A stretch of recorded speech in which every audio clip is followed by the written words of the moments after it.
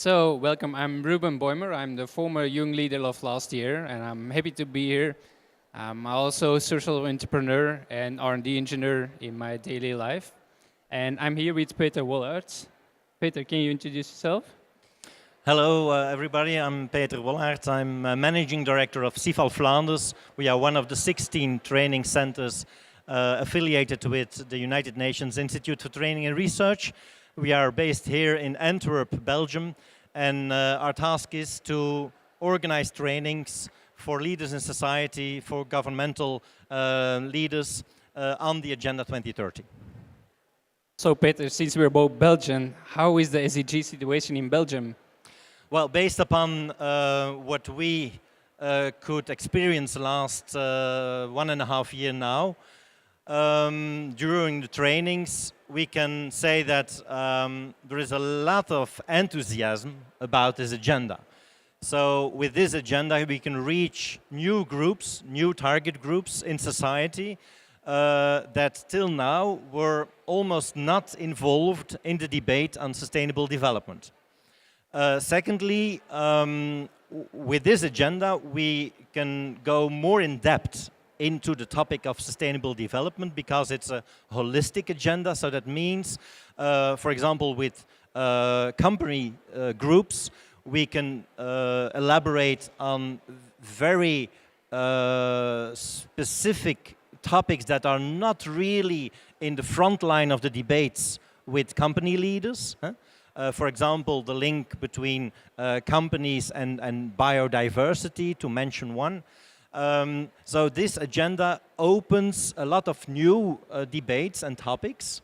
Thirdly, I think, based also upon on our experience in the workshops, we can reach groups from a multi-stakeholder perspective. That means we can bring together youngsters, we can bring youngsters with trade union representatives, with political leaders, with business leaders. And there is a global approach now. And that global approach is very interesting because it's in line with what society wants. And we expect that in concrete actions in Belgium, for example, with companies or with the chambers of commerce, we make really progress in the implementation of difficult topics linked with sustainability. So I'm really optimistic about this agenda. I see that a lot of groups are working with this agenda.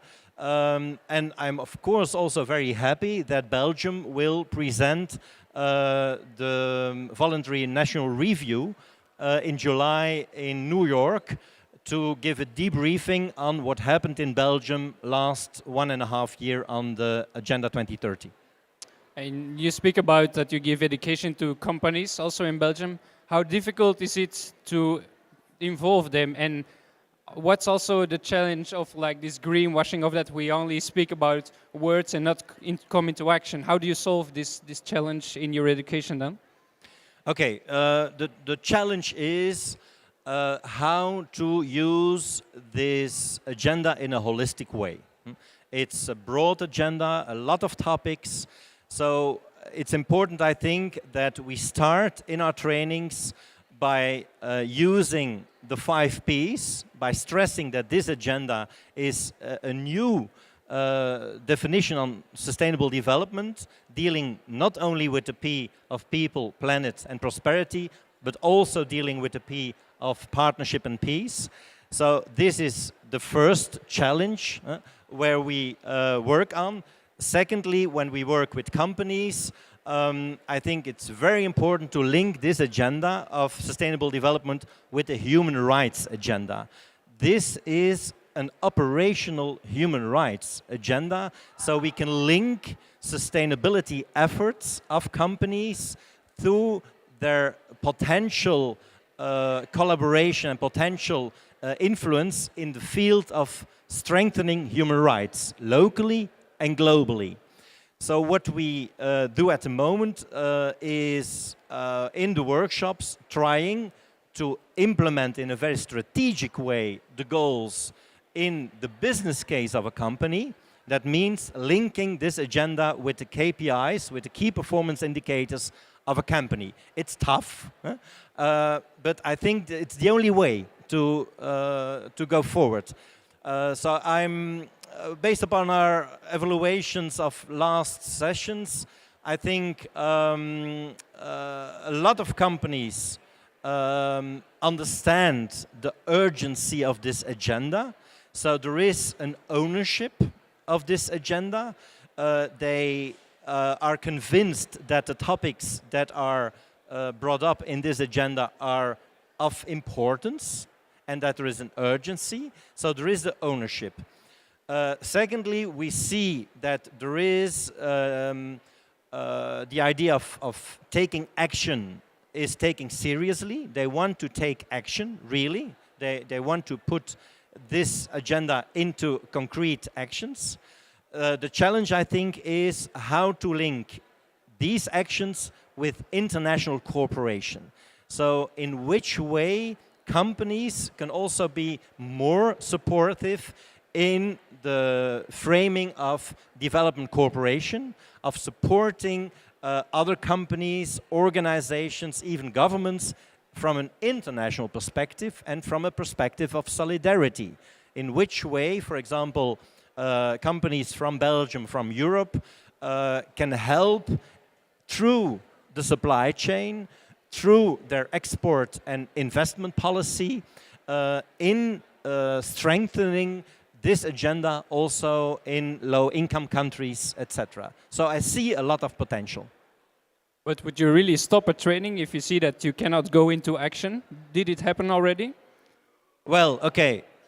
We started more or less 1 year ago with the first trainings. The first challenge is always the link between this broad and complex agenda and the KPIs of a company, how to match. So the matchmaking exercise is very important. This takes time. Every company has another organigram, is structured in another way, has other products and services, has another culture. So it's very important to match this agenda with the reality of the company.